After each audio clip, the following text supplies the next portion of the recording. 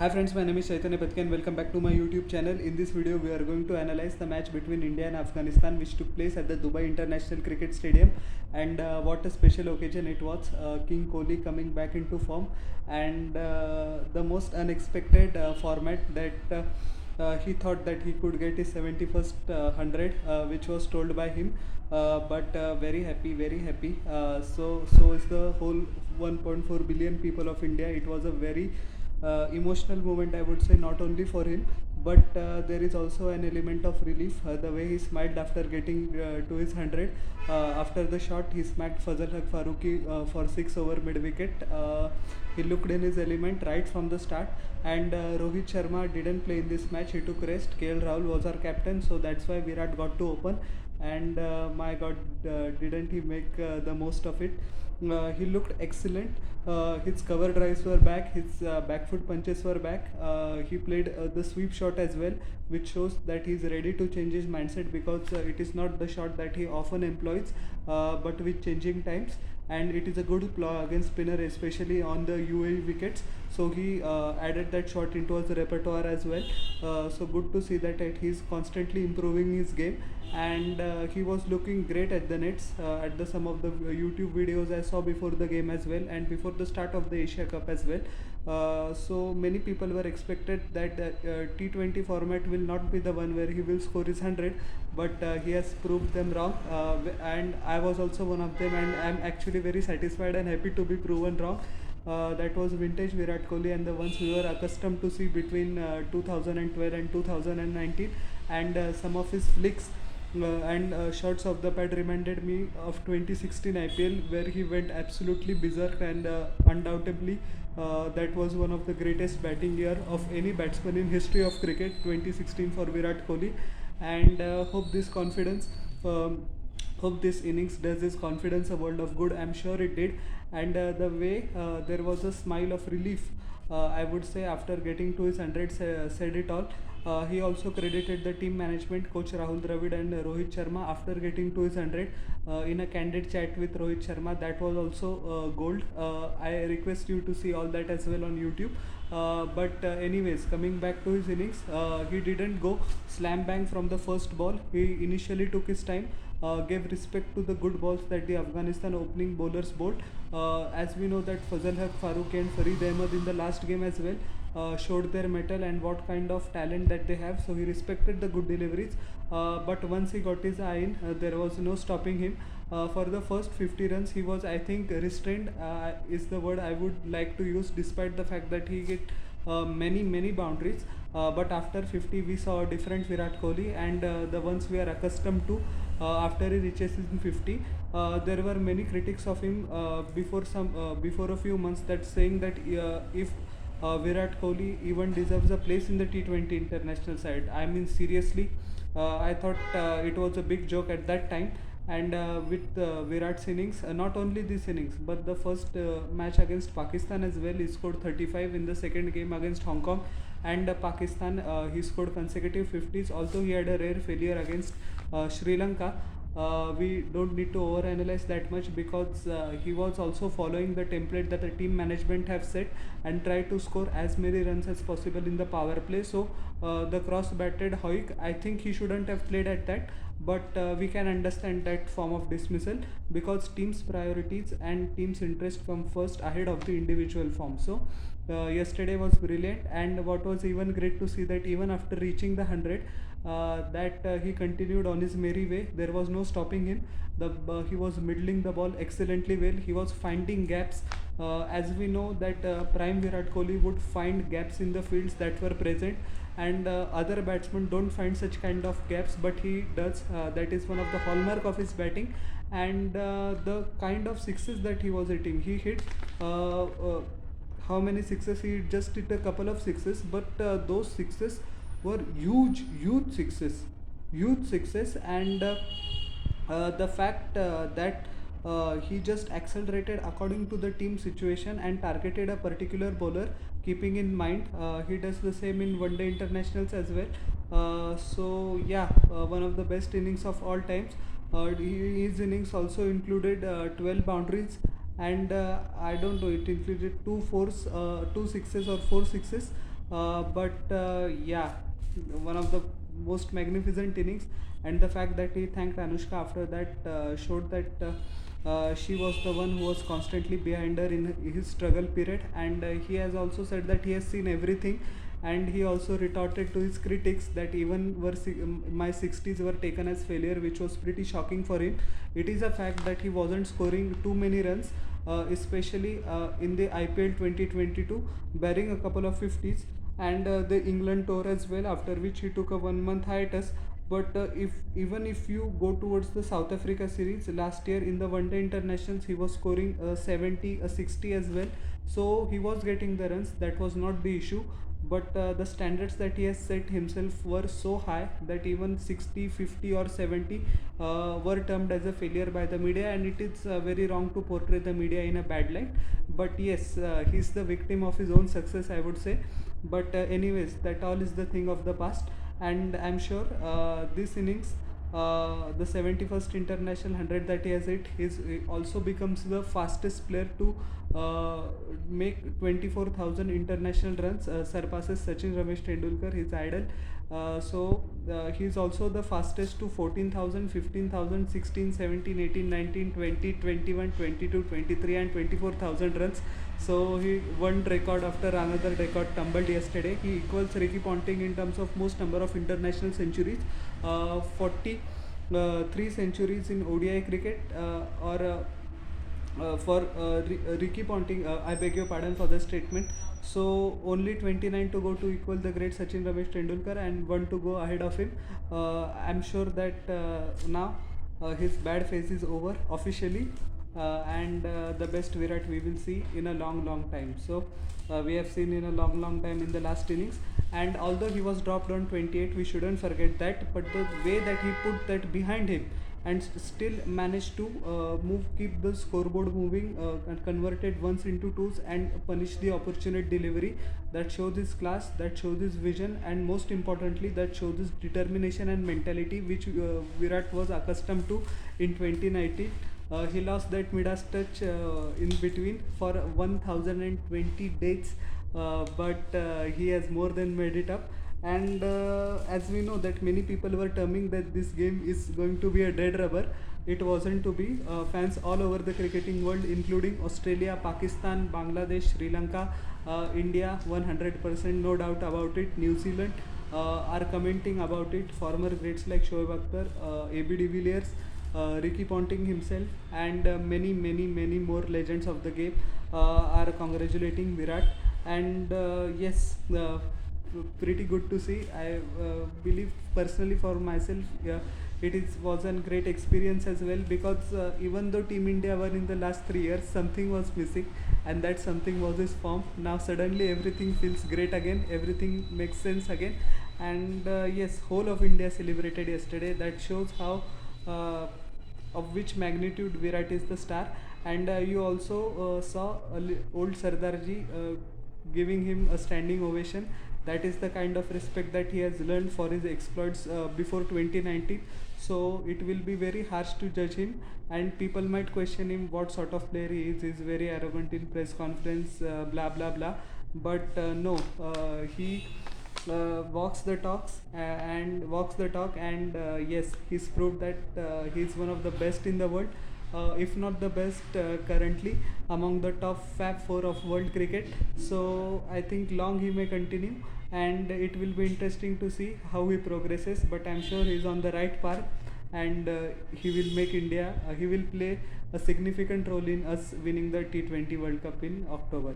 KL Rahul, the stand-in captain, scored, sorry for that, 62 of 41 deliveries, which was also very good for his confidence. He played all around the wicket. His timing was back, and initially that he took a bit of a time, but once after that, there was no stopping KL Rahul as well. Got out against the run of play, but no need to be harsh on him. The KL Rahul we wanted is back. Now Virat's 100 will create a bit of a dilemma for the selection management, that whether to demote KL Rahul to number 3, or and make Virat Kohli and Rohit Sharma open, or to keep the sequence as it is. It has raised many questions. But I think KL Rahul and Rohit Sharma's opening partnership should be kept intact, and Virat coming in at number 3. KL Rahul also mentioned it in the press conference that Virat will hit 100 even if he is at number 3. So, and I agree with it. But it will be interesting to see how the situation pans out, and if there is any changes at the last moment by the team management. So it has created a problem of plenty, but such problems are very good to have. I think you won't disagree with me on that statement. Surya Kumar Yadav was perished after just 2 deliveries, first ball 6, next spot out, but he was trying to force the pace and make sure that India reaches close to 200 as much as possible. But the blitzkrieg of Virat Kohli ensured that anyway. And Rishabh Pant with 3 boundaries scored 20 runs of 16 deliveries, and yes, he also found his touch despite the fact that he was dropped at deep square leg.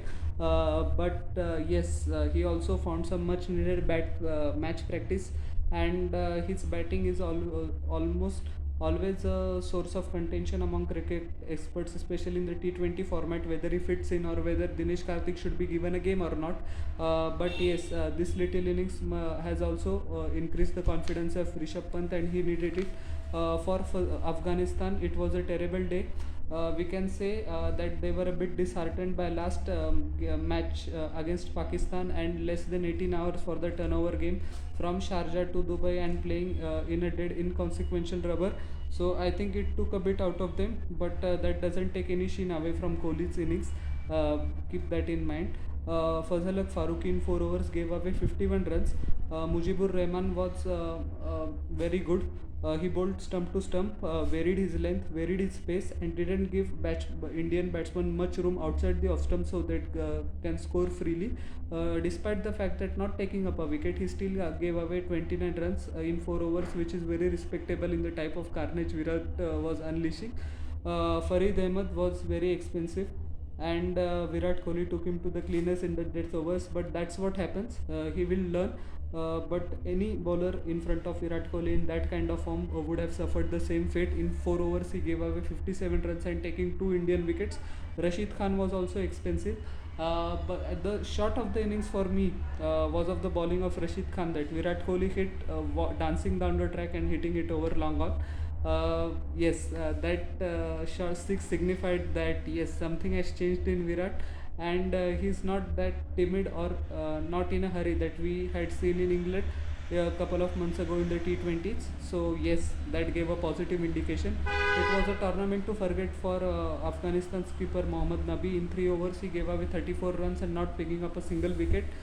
He hasn't performed well with the bat as well. That raises questions of his abilities, and it will be interesting to see whether the Afghanistan Cricket Board officials have conversation with him, because no doubt that he's one of the best players Afghanistan has ever produced.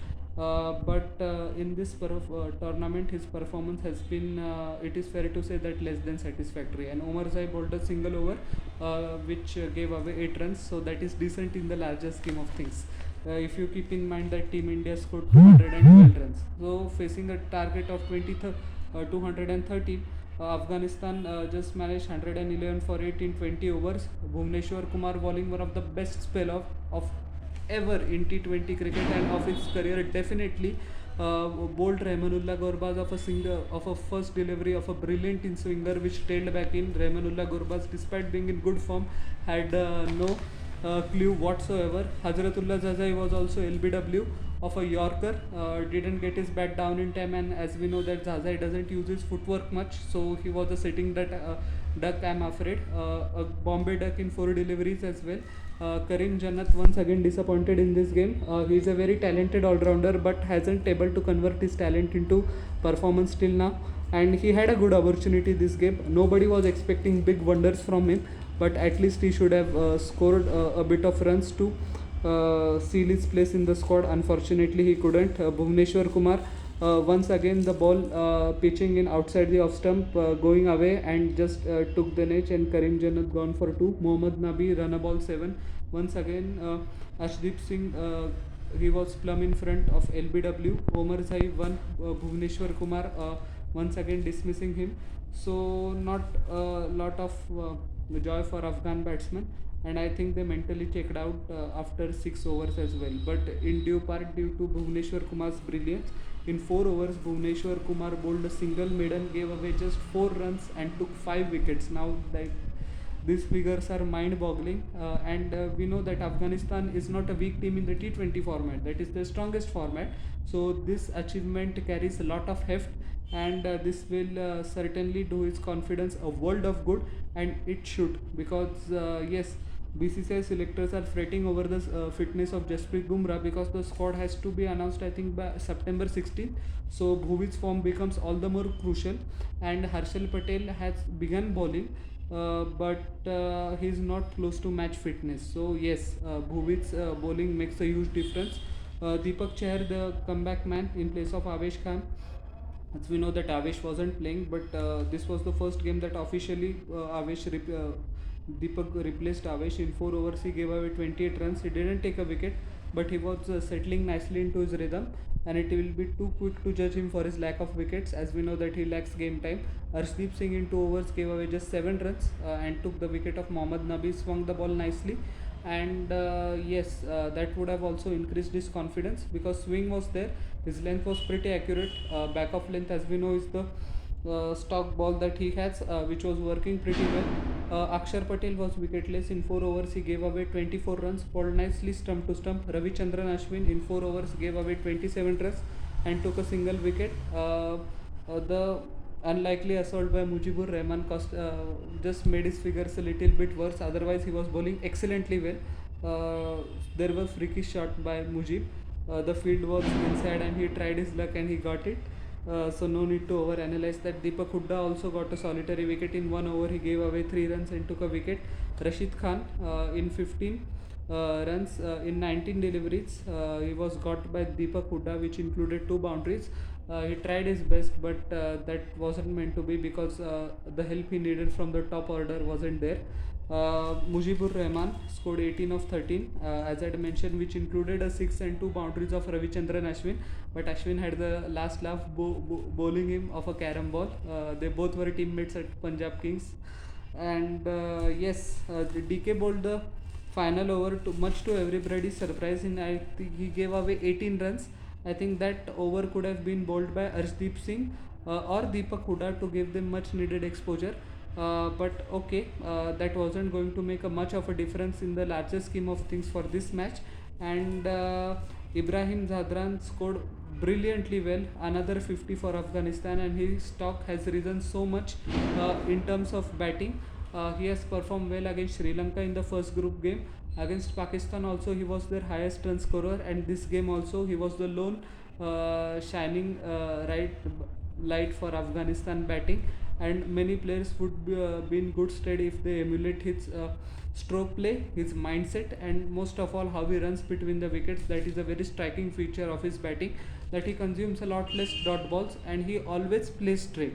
That is one of his advantages. Never he looks for a cross batted Hoyt, only if the ball is in his range. If not, he prefers to play straight, and he is getting rich dividends of that technique. So yes, he has a bright future, and Zadran may be an IPL contract, who knows. So it was a dead rubber, but the euphoria of King Kohli's 100 didn't feel like it was a dead rubber. And there is no hiding from the fact that India could have qualified for the final, should have qualified for the final, but didn't.